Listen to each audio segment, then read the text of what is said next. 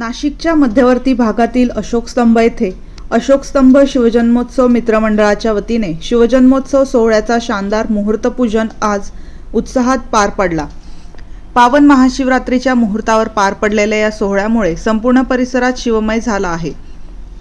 यंदाच्या उत्सवाचे वैशिष्ट्य म्हणजे छत्रपती शिवाजी महाराजांच्या पराक्रमाची साक्ष देणाऱ्या 50 गडकिल्ल्यांवरील पवित्र जल आणि देशाच्या समृद्धीचे प्रतीक असलेल्या 9 प्रमुख नद्यांचे जल संकलित करण्यात आले आहे।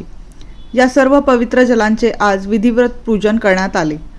महाराष्ट्राच्या शौर्याचा आणि संस्कृतीचा जिवंत वारसा जपण्याचा हा अनोखा उपक्रम असल्याची भावना यावेळी व्यक्त करण्यात आली। आज पूजलेले हे 50 गडकोट आणि 9 नद्यांचे पवित्र जल शिवजन्मोत्सवाच्या पूर्वसंध्येला भव्य शिवमूर्तीवर जलाभिषेकासाठी वापरण्यात येणार आहे। या ऐतिहासिक जलाभिषेकातून स्वराज्याच्या एकतेचा, शक्तीचा आणि राष्ट्राभिमानाचा संदेश दिला जाणार आहे।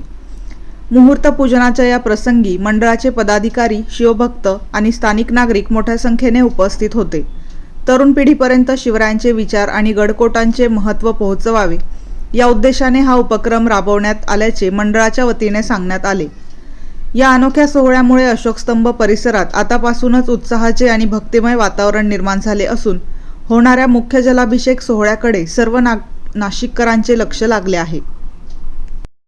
वर्षी ज्या शिवजयंती उत्सवानिमित्त तुम्ही वेगवेगळे देखावे सादर करता, यंदाचं तुमचं काय आकर्षण आहे आणि काय नियोजन आहे?